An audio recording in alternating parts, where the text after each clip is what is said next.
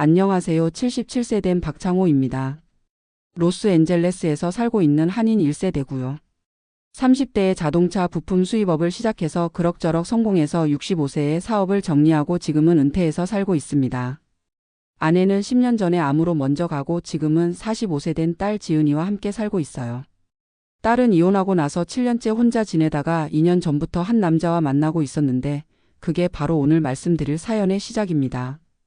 제가 사업을 하면서 깨달은 게 있다면 돈 앞에서는 사람의 본성이 다 드러난다는 겁니다. 특히 우리 같은 이민자들은 더욱 조심해야 해요.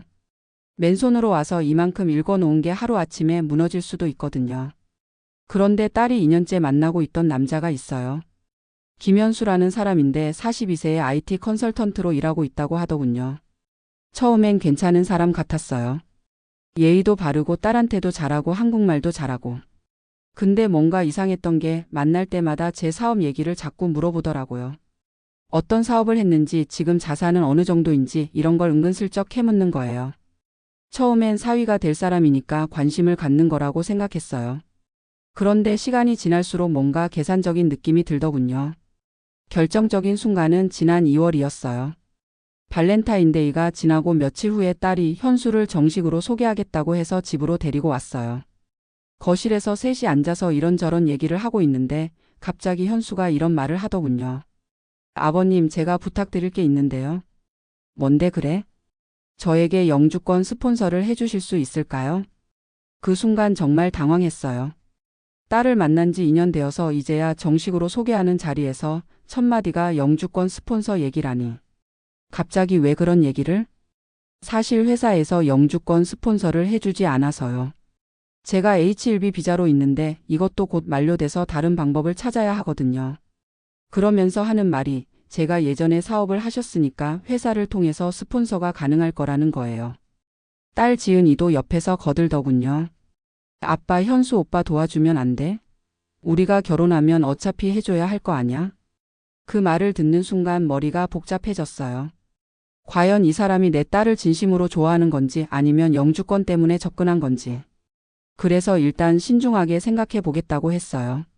그런데 현수는 계속 재촉하더라고요. 빨리 결정해 주셔야 해요. 시간이 별로 없거든요. 이런 식으로 압박을 하니까 더욱 의심스러워졌어요. 그날 밤에 잠을 못 이뤘어요.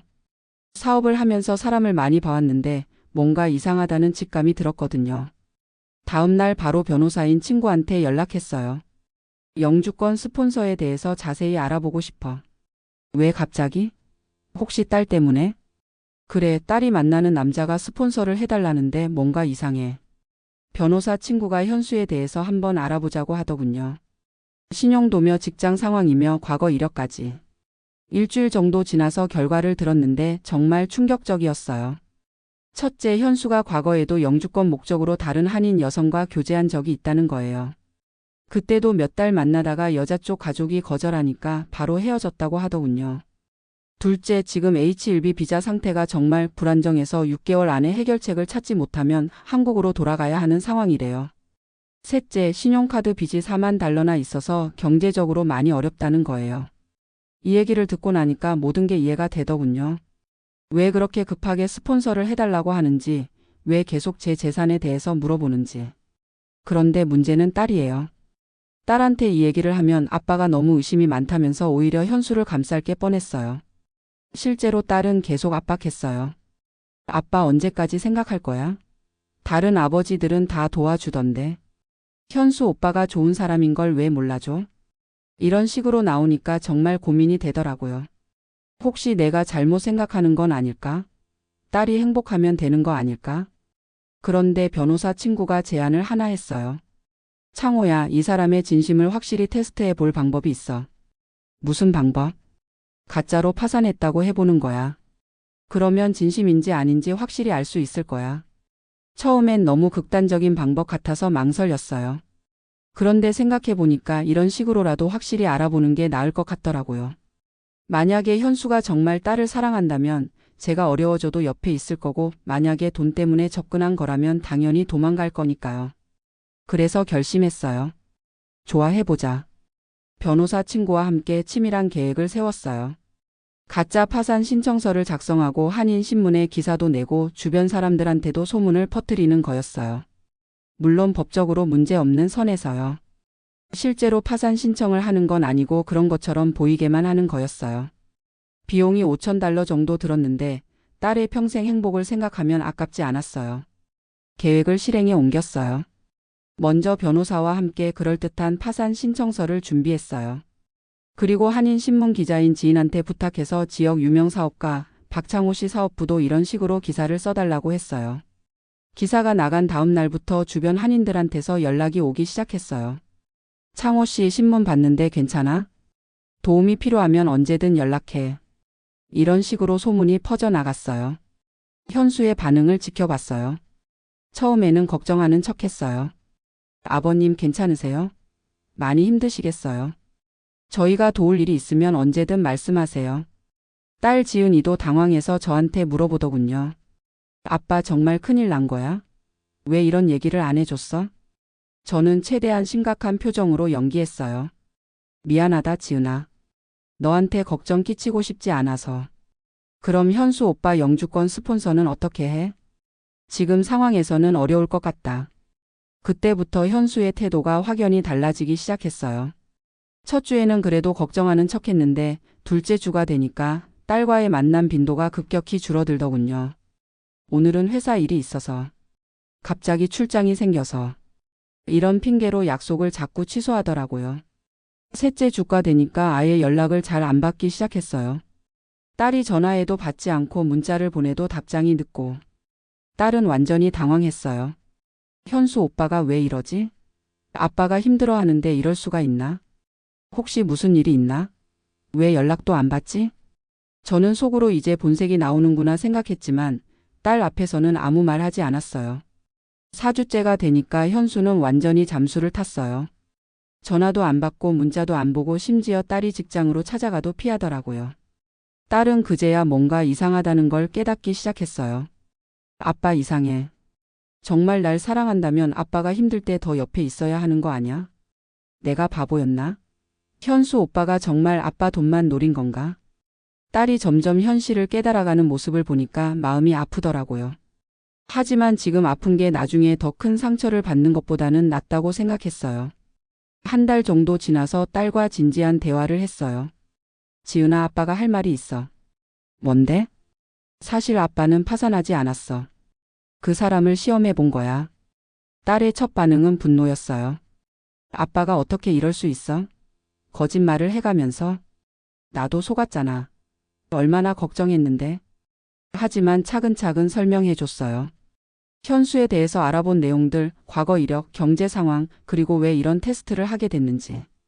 처음에는 받아들이기 어려워했지만 점점 이해하기 시작하더군요. 그럼 현수 오빠가 정말 너를 진심으로 사랑한 게 아니라 영주권 때문에 접근한 것 같아. 딸이 한참 동안 울었어요. 내가 이렇게 바보였나? 2년 동안 뭘 한 거지? 그런데 며칠 후에 웃긴 일이 생겼어요. 현수가 파산 소식이 가짜라는 걸 어디서 듣고 알았는지 갑자기 딸한테 연락을 하더라고요. 지은아 미안해. 그동안 너무 바빠서 연락을 못했어. 아버님 괜찮으시다면서? 다행이야. 우리 다시 만날까? 딸이 그 연락을 받고 저한테 와서 말하더군요. 아빠 현수 오빠가 다시 연락했어. 어떻게 하지? 내 마음대로 해. 하지만 이미 그 사람의 진심은 확인했잖아. 딸이 현수한테 단호하게 말했어요. 이미 당신의 진심을 확인했어요. 다시는 연락하지 마세요. 그 이후로 현수는 완전히 사라졌어요. 한인 커뮤니티에서는 처음에 제가 한 행동에 대해서 말이 많았어요. 너무 심하게 한 거 아냐? 딸이 좋아하는 사람을 왜 그렇게 시험해? 하지만 진실이 알려지고 나서는 오히려 지지하는 분들이 많아졌어요. 창호 씨가 현명했다. 요즘 그런 사람들이 정말 많다. 우리도 조심해야겠다. 이런 반응들이었어요. 그 일이 있고 나서 딸과의 관계가 오히려 더 좋아졌어요. 처음에는 서먹했지만 시간이 지나면서 딸이 제 마음을 이해하게 됐거든요. 아빠가 날 진짜 지키려고 했구나. 다음에는 아빠 직감을 믿을게. 이런 말을 하더라고요. 지금은 매주 주말마다 함께 골프를 쳐요. 딸이 골프를 배우고 싶다고 해서 같이 시작했는데 이런 시간들이 정말 소중해요. 그리고 딸도 많이 성숙해졌어요. 연애를 할 때도 더 신중해지고 현실적으로 판단하게 됐어요. 몇 달 전에는 직장에서 좋은 사람을 소개받았다고 하더라고요. 한국계 미국인인데 시민권자이고 직장도 안정적이고 무엇보다 딸을 진심으로 좋아한다는 게 보인다고 해요. 이번에는 제대로 소개하겠다고 하는데 기대가 됩니다. 지금 돌이켜보면 그때 그런 테스트를 한 게 정말 잘한 일 같아요. 만약에 그대로 영주권 스폰서를 해줬다면 나중에 더 큰 문제가 생겼을 거예요. 영주권 스폰서라는 게 단순한 게 아니거든요. 법적으로도 책임이 따르고 경제적으로도 보증을 서는 거나 마찬가지예요. 그런데 그런 중요한 걸 제대로 알아보지도 않고 해달라고 하다니. 더군다나 딸과 만난 지 2년이나 됐으면서 그동안 한 번도 그런 얘기를 안 하다가 정식 소개하는 자리에서 갑자기 꺼내다니. 이미 계획을 다 세워놓고 접근한 거죠. 요즘 한인 커뮤니티에서 저 같은 상황에 처한 부모들이 제게 조언을 구하러 와요. 우리 딸도 비슷한 상황인데 어떻게 하면 좋을까요? 영주권 스폰서를 해달라고 하는데 어떻게 판단해야 할까요? 그런 분들한테 제가 항상 하는 말이 있어요. 절대 서두르지 마세요. 진심은 시간이 지나면서 자연스럽게 드러나는 거지 급하게 요구하는 건 아닙니다. 그리고 이런 조언도 해드려요. 상대방의 과거 이력을 꼭 확인해 보세요. 신용도, 직장 상황, 과거 연애사까지. 우리가 알아보는 게 아니라 전문가한테 맡기세요. 테스트해 보세요. 꼭 파산까지는 아니더라도 경제적으로 어려움이 있다고 했을 때 어떻게 반응하는지 봐보세요. 무엇보다 자녀와 충분히 대화하세요. 감정적으로 대립하지 말고 객관적인 자료를 제시해서 설득하세요.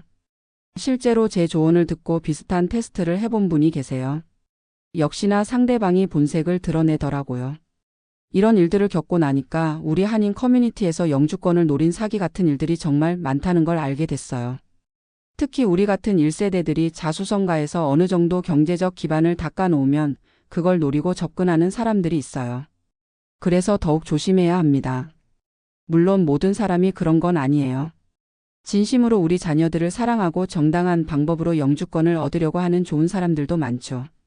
하지만 구별을 해야 해요. 그리고 그 구별을 위해서는 시간과 관찰이 필요합니다. 요즘 젊은 분들한테도 하고 싶은 말이 있어요. 영주권을 원한다면 정당한 방법으로 얻으세요. 누군가의 가족을 이용하려고 하지 말고 자신의 능력으로 당당하게 얻는 게 맞습니다. 회사에서 스폰서를 안 해준다면 다른 회사를 찾아보세요. 요즘은 좋은 회사들도 많고 NIW 같은 방법도 있잖아요. 그런데 쉬운 길만 찾으려고 해서 다른 사람의 가족을 이용하려고 하면 결국 들통나게 되어 있어요. 저희 딸 같은 경우도 그렇고 제가 아는 다른 케이스들도 보면 결국은 다 드러나거든요. 그럼 그때는 정말 후회해도 소용없어요. 한인 커뮤니티에서 소문도 나고 다른 기회도 다 날아가죠. 그러니까 차라리 처음부터 정직하게 하는 게 좋습니다. 지금 저는 정말 만족스러운 삶을 살고 있어요. 딸과의 관계도 더 좋아졌고 건강도 좋아졌어요. 그 당시에는 스트레스 때문에 당뇨 수치도 올라가고 잠도 못 자고 정말 힘들었는데 지금은 모든 게 안정됐어요. 한인의 활동도 더 적극적으로 하고 있고 골프도 열심히 치고 새로운 취미도 생겼어요. 딸과 함께 요리 클래스도 들어요. 아내가 살아계실 때는 제가 부엌일을 거의 안 했는데 이제는 간단한 요리 정도는 할 줄 알게 됐어요. 그리고 무엇보다 마음의 평화가 찾아왔어요. 딸이 안전하다는 확신이 생겼거든요. 만약에 그때 제가 아무것도 안 하고 그냥 영주권 스폰서를 해줬다면 지금쯤 어떻게 됐을까요? 아마 현수는 영주권을 받자마자 딸을 버렸을 거예요. 그리고 저는 법적 책임까지 져야 했을 거고. 생각만 해도 끔찍해요. 그래서 저는 그때 한 선택이 정말 옳았다고 생각해요. 비록 딸이 처음에는 상처를 받았지만 지금은 오히려 감사해요. 아빠가 그때 그렇게 안 했으면 난 정말 큰일 날 뻔했어. 아빠 덕분에 사람 보는 눈이 생겼어. 이런 말을 해요. 그리고 제가 한인 커뮤니티에서 존경받는 어른이 됐어요. 다른 부모들이 조언을 구하러 오고 젊은 분들도 인사하러 와요. 창호 아저씨가 정말 현명하셨어요. 저희도 그런 일이 생기면 아저씨처럼 하고 싶어요. 이런 말들을 들을 때마다 뿌듯해요. 물론 모든 상황이 저희와 같지는 않을 거예요. 어떤 분들은 정말 좋은 사람을 만나서 행복하게 사는 경우도 있을 거고. 하지만 중요한 건 확인하는 과정이에요. 믿되 의심하고 의심하되 확인하는 것. 특히 영주권이나 경제적인 도움과 관련된 문제는 더욱 신중해야 해요. 한번 실수하면 돌이킬 수 없는 일들이 생기거든요. 저는 앞으로도 딸이 진짜 좋은 사람을 만날 때까지 든든한 아버지 역할을 계속할 거예요. 그리고 비슷한 고민을 하는 다른 부모들에게도 도움이 되고 싶어요. 우리 한인 커뮤니티가 좀 더 건전해지고 서로를 이용하려고 하는 일들이 줄어들었으면 좋겠어요. 특히 영주권 문제는 정말 민감한 사안이니까 모두가 정직하고 정당한 방법으로 해결했으면 합니다. 마지막으로 비슷한 상황에 계신 부모님들께 말씀드리고 싶어요. 혼자 고민하지 마세요. 주변에 도움을 요청하세요. 변호사든 신뢰할 만한 지인이든. 그리고 자녀와의 소통을 놓지 마세요. 비록 처음에는 반발할 수도 있지만 진심은 결국 통하게 되어 있어요. 무엇보다 자신의 직감을 믿으세요. 부모의 직감이라는 게 정말 무시할 수 없거든요. 특히 우리 같은 1세대들은 험난한 세상을 살아오면서 사람 보는 눈이 생겼잖아요. 그 경험을 믿고 용기 있게 행동하세요. 지금 당장은 힘들어도 나중에는 분명히 잘했다고 생각하게 될 거예요. 제가 그랬거든요.